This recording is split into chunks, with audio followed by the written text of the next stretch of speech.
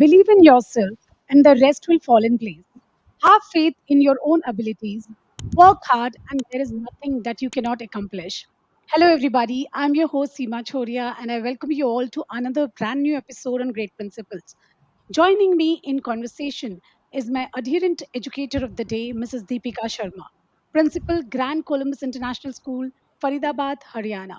We are very excited to know her journey, her vision, her ideologies, and I'm sure today's session will have lots of takeaways. So, without any further delay, let's welcome Deepika ma'am. Welcome to Great Principles, ma'am. It's truly an honor to have you with us. Good day, Seema. Thank you for having me. It's such a pleasure talking to you. Same here. So let us start where it all started, ma'am. So once upon a time, I suppose you were fascinated by a role a teacher plays. She plays so many roles, and she's the one who is adding so much value, not in the life of the student, but also to the entire nation. So tell me one thing: how many instances were there in your life where you were able to help a child with more than just knowledge? Okay, as an educationist, as an educator, you face challenges on regular basis. Every year, the challenges keep changing. There is no single solution. This is what's going to happen every year. That doesn't happen anymore. Okay, but my happiness lies in connecting with all of them. My happiness lies, in fact, in the achievement of my learners, my children, my students. So recently, with pandemic, having our children hold up for almost 2 years in the houses had led to a lot of psychological disadvantages, and the children are facing a very difficult time. The children who do not want to face people at all now, Right. or they're having thoughts which are driving them to possibly even taking their own lives. Okay. So, well, I have an inclusive school.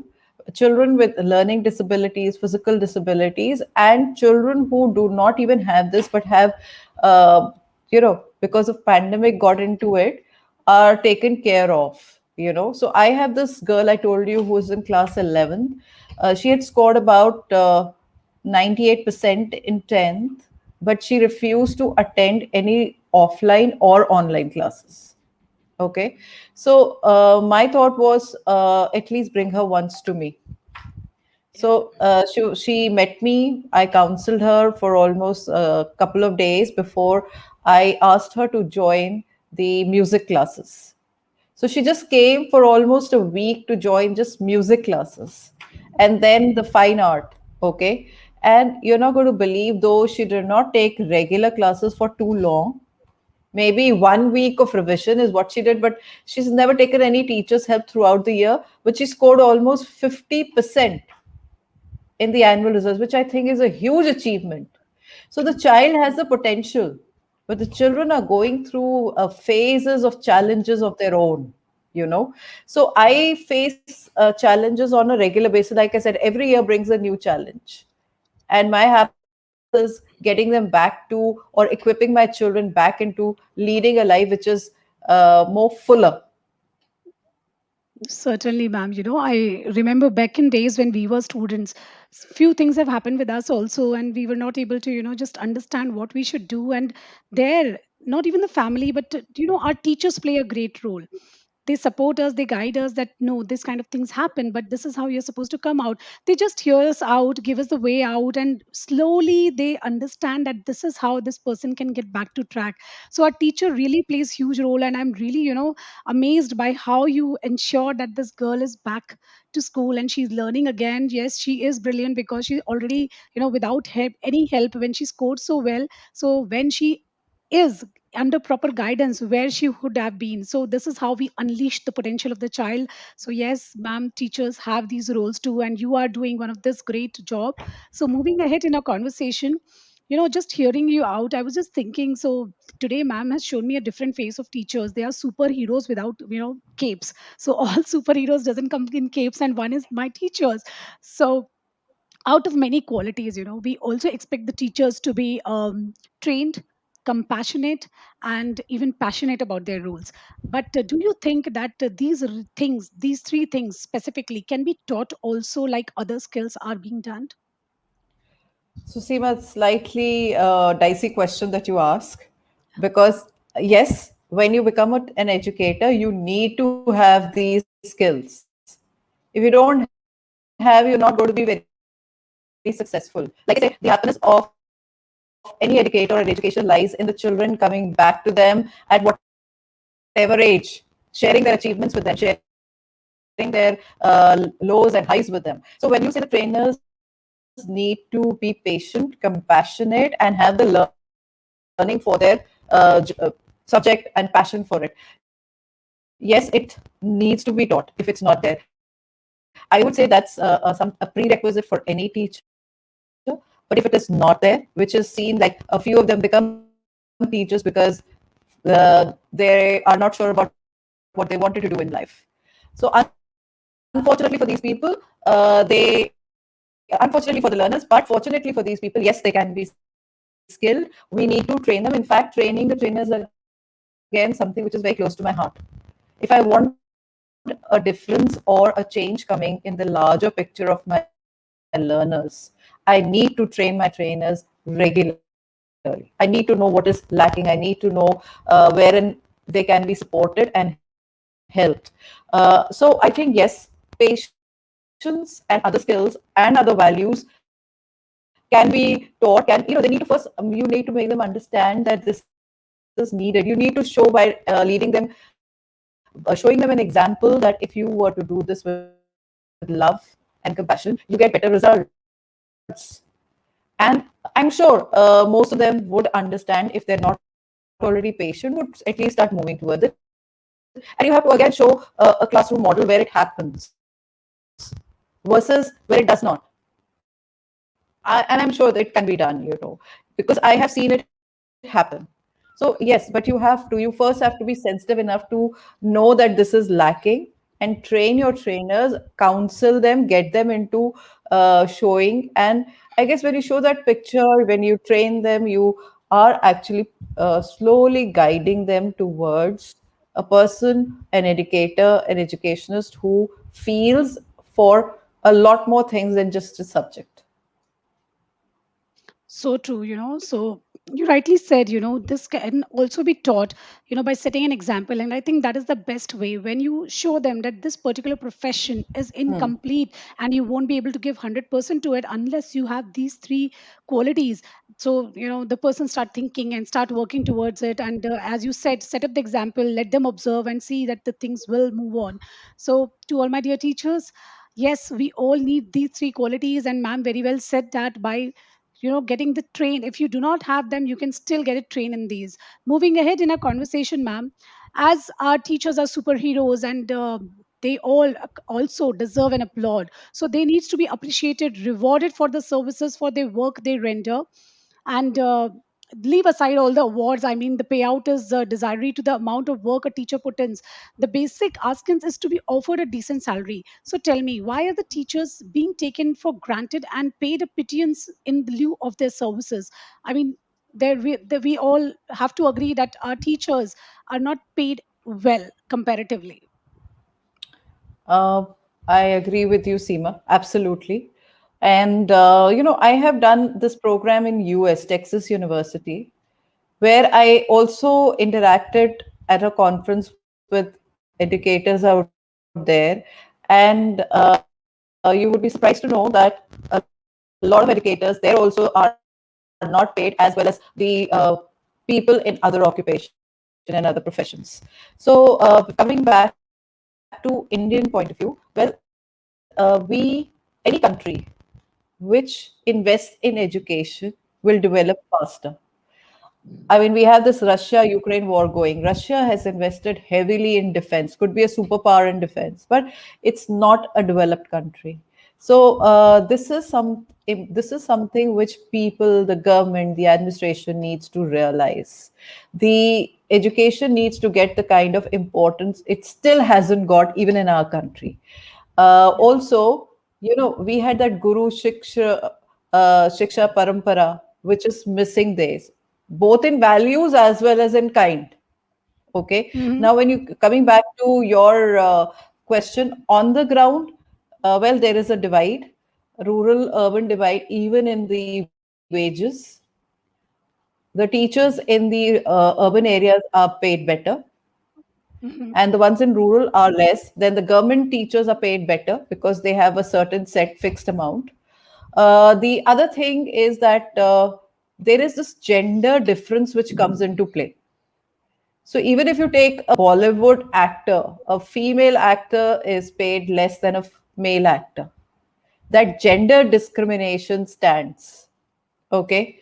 Though we being in an industry which is women dominated, we don't have that gender discrimination within it, you know. Maybe some places, but not really. But yes, as a teacher, you're paid less because possibly uh, the whole industry or the institution is not given the kind of relevance and significance it stands for. True. And again, I'm going back to it. A lot of teachers are not teachers out of passion and interest or choice. A lot of them are teachers because they could not do, once they have a family, they could not really take care of the family. They wanted shorter hours, which is actually not true anymore because a teacher has to put in a lot of effort, lot of, and I think now with this hybrid form of teaching coming in, the entire pedagogy has changed, and the True. teachers have had to invest so much of themselves into it. So yes, the discrimination stands whereas to genders and our industry to any other industry, our professionals to any other professions. But yes, if again I would say a better teacher would be better paid. Certainly, and I completely agree with you. And I really love the point where you mentioned that if anyone could do anything here, that is government, because this year also just 6% of the GDP was the budget educated to education. And in Yeah, that, there is so much has to be done, bringing the education to the socially backwards and to the differential people and so many minorities out there. So in that 6% there was so much to be covered out. And so how would we think of dividing it fairly? And I also really like the point where you mentioned that our teachers has to do a lot. It is not about the yes, limited hours they put in. It is so much beyond yeah, that. And NEP, I think, has widely spoken about teachers' role and how this entire course will change and how people would like to come in by choice, because then the payouts would also increase and it would be no less than doing an MBA kind of a thing from IIM. So that kind of things are being talked about in NEP. Now let's see, government is taking an action towards it, and finally they are giving relevance to education, and I'm happy about it. Hopefully it comes into action the way it has been formulated. absolutely. You know, I am very excited in the times we live in, especially for education and with the NEP coming in.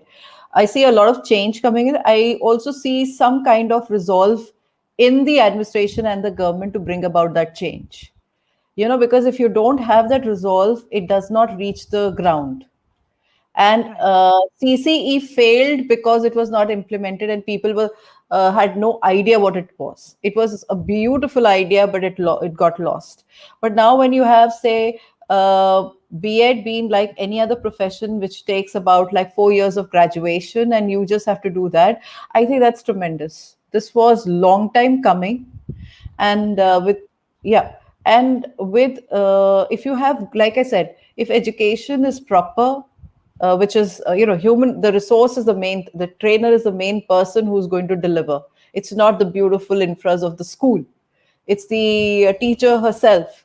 So if she's able to deliver well, and how will she deliver if she has passion for her subject, she has learned well, and she wants to deliver it the same way. And of course, incentive is there. Yeah. And these 2 years actually proved that whatsoever technology reach to any heights, it will always be a toolbox in the hands of teachers. So teachers are never going to be out of the education. They will They're always be, and irreplaceable. they are certainly, ma'am, and they are a crucial, irreplaceable part of the system. So it's time to invest on them now. Let's see what happens going ahead. I'm keeping my finger crossed, looking for a better future for these, unsaid warriors of these times. So moving ahead to our next question. So, ma'am, teachers become friend and confident to the students, and as human teachers, to need someone they can rely on. We all, need someone to whom we look up to. So I would ask you that educationist whom you look upon for your advice, inspiration, and support. Okay, so on and whole, I had a principal and a mentor while I was a teacher. She Yeah. is now close to 76, but going strong. Her Hmm. passion, she is Mrs. Manorma Arora, and she has a Yeah. strong passion for education. Yeah. And she lives, sleeps, eats school and academics and children. Yeah, so she has actually taught me to have this connect with the students. How do you have a connect? When you understand the entirety of your learner, Right. and in that you find out about what is lacking, and when you find out, and in the process of finding out what is missing, you become a friend and a confidant, like you said. So that not only helps boost the emotional growth of the student, but also helps you to help the learner grow and do better in life. You equip him with better. And I don't think she also taught me how to analyze things. It's very important to understand and analyze and then conclude and help the children grow hence. I absolutely agree with her. Being teacher is not an 8 hour or 6 hour job. It goes in and out. The child is with you in your mind, in physicality and other. And it's very important to have your goal and ensure that the child is you focus so the child actually reaches the goal. Okay, so it's your goal plus the child which will help you and the child succeed. So she has been my mentor in helping me have a vision of what I would want to see. And for me, besides their professional goals, it's very important that they become kind, compassionate, and sensitive. Sensitive to, because we're living on the edge. Sometimes there is no water, sometimes there's a climate problem. I mean, for everything, you burst a few crackers and there is pollution and you can't breathe. So in a world where you live on the edge, you need to be more sensitive and you need to be more involved in the community. You need to be a problem solver. So those are the things that I feel the children should be taught, the skills Right. they should have. Yeah. I totally agree with the NEP part when they say that let's remove class 12 from being a high stake class. Why is it high stake? Because the scores is what determine their placement in colleges. That needs to go away. It has to be an entire profile and the portfolio of the child during the school. So this person, and then my mother, because she realized that I could be a good teacher, good educator. Yeah. So, she was a social worker, and on the weekends during my summer vacations, we used to go to the slum areas that she had adopted, and I used to teach as I think 14 years old, and I was teaching. So that's where I found out that I love doing what I'm doing. So these two people actually made me Wow. what I am today. Certainly, what you learn at an early age stays with you forever. And when you get this kind of exposure from a very start, as your mother used to take you to these area and you were teaching there, you kind of, built that connect, which you just want to live on year after year. So this is, if you want your children to have anything like today everything is becoming digitized, and we all want that our children should have a connect with nature. They should understand about sustainability. So it's very important that at this early stage we expose them to such things, take them to these trails. And as ma'am is there today, she's loving in what she's doing, somewhere that has that relation from her past, from her early days. So this is how you connect to the children. And I really love the point where you mentioned that very much important is the connect in your entire answer, that you need to connect to the student. You need to understand that you are inculcating values that he or she is going to carry for lives. So this is a beautiful thought here. And on this thought, we reached the very interesting segment of the show. This is called rapid fire round. So you All have to right. answer in one word or a statement. Okay. So here we start with the first question. So the first question says that name an outdoor activities that allows you to work on your mind and body at the same time. Walking. Okay. One thing that you love about your current school. The happy environment. Okay, the happy environment. Wonderful.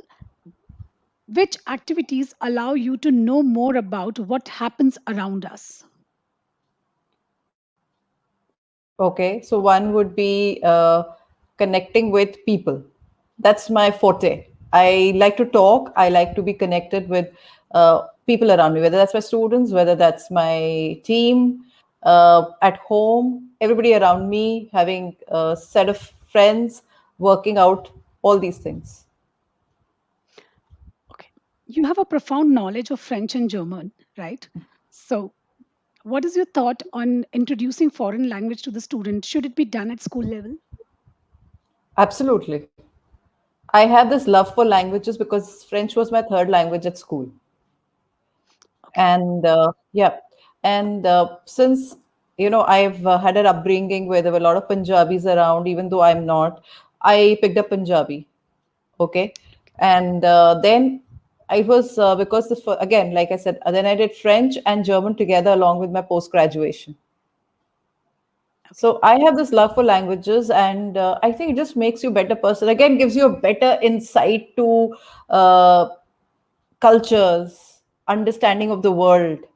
Okay. And more than that, I think it helps you have a better memory. True. So a whole lot of things. And I just love, like, I mean, if you were to explore this world, like a wise man said, you are wiser if you experience the world the way it is. So learning, being a linguist, is one good thing. And we are in India, we now, NEP also says teach them in their native language. But so even if we are introducing all the local languages that we can, what's the harm? You can pick up something that you master in, but knowing a language and exploring it, there's no harm at school level. Absolutely. So, it's wonderful to know from you that yes, languages play an important role in the child's learning environment, and introducing them at school level is of no harm. There are many kids, those who start with Spanish and German at the age of 3. So, an early start would definitely be a booster there. So, moving ahead to our next question, what are your hobbies? How do you spend your recreational time? So, like I said, I love going for walks. I listen to some intriguing trivia on podcasts, Mhm. and uh, I like to read at times. And then, like, I also love to do gardening. So while I'm walking, it's like listening to podcasts, enjoying the nature, coming home, doing my gardening. So love to do all this. All right. I heard somewhere that a parent must have a pet or a plant in the house. So, since you love gardening, what role does a plant plays in the life of a child? Okay, so for my class six, I this is a little off the track. It's compulsory in my school to learn gardening. That's the kind Okay, of Yes, that's the kind of importance I give to gardening and growing plants. uh, your first question, training the teachers for patience. This teaches you patience, the joy of having something that you have done yourself, getting to touch the earth with your hands, growing your own food. I think it makes you feel very useful. And again, like, it's like having your own baby. Every time you get this beautiful flowers, it's such a beautiful feeling. And why shouldn't we teach our children how to grow their own food? The value of labor is there, the dignity of labor is there. There are a whole lot of things. And I think it's very de-stressing in a world which is full of so many challenges and stress. It is definitely de-stressing. So is with pets. yeah, And when you do things for them, they make you feel useful. And it has nothing to do with the kind of age you are in. You could be 80, you could be 8, it can be done. So there is an emotional growth attached to it. And now that EQ is equally important, if not more important than IQ. certainly. And I think you very beautifully brought in the importance of having a plant in the house. So, to all my dear viewers, all my dear parents, if you do not have a huge terrace, just have two, three pots and, let children feel this joy, the joy, that emotional joy, as ma'am narrated very beautifully, that can be felt when a plant grows with the true labor that a child puts in. So, very wonderfully, ma'am brought in the importance of this. So, moving ahead to the last question of this segment, who is your favorite author and which is your favorite book? Okay, so at the moment I'm reading Inner Engineering by Sadhguru, Mhm. but otherwise I love Shakespeare. All right. So it was great to know you in this segment. We came to know a lot of things, and in few words, also you've shared a lot to us. So moving ahead, we have reached to the last question of the show, which is called Viewers' Choice Question. So my viewers have asked me that you have been an educator for more than 25 years now. The journey surely has many milestones that you could make you proud of your achievements in the field. You have also witnessed the rise and fall and the recent argument in our educational policies. So do you support one nation, one education system in India, given the diversity of the diverse culture of the country and the geography? See, at the moment, we are following the similar is one framework for the entire country. Even now, we have that. But I personally feel that the primary level, say up to class fifth, it should be more local oriented. It should be according to the needs and whatever is required at that particular local needs of the school. For example, if it's a rural area, there the children don't need to be taught gardening. They need to be taught something else. Possibly after, say, 10 or 12 years of maybe the child in sixth or eighth or whatever, we could have one board. I think that would help in the child going anywhere in the country seeking education. There would not be coveted universities, like Delhi University or the IITs. They don't need to be very high stake and stuff. If all the curriculum is same, of course, again, the difference would lie in delivering it, but then at least it's going to be same. You will not have so many students, or anybody from Meghalaya could go to Kerala, but Yeah. not because the university is a Delhi university and their university does not deliver. It would be more because the child wants to or the learner wants to. Absolutely. So, more of learner centric kind of a thing that will, going forward, that is going to be only thing that we need more of the child should be at the epicenter of all the decision and policies. And we really love the point, that leave it to the people, those who are facing it, because you know what is happening in your home ground better than anyone else sitting far away. So some decision needs to be taken at home level. So ma'am rightly said, leave it to the local bodies. They can decide better what is right for them, taking the cumulative decision of the entire community out there. So wonderful thoughts shared by you, ma'am. Here we got to learn a lot today from you. And before I just sign off, I would like to say that you inspired me by your enthusiasm, dedication toward education. And all I would wish is that may your tribe grow. This is what I, would certainly wish for. So thank you so much for sharing your journey with us and your visions and values. Thank you. Thank you, Seema. More power to us.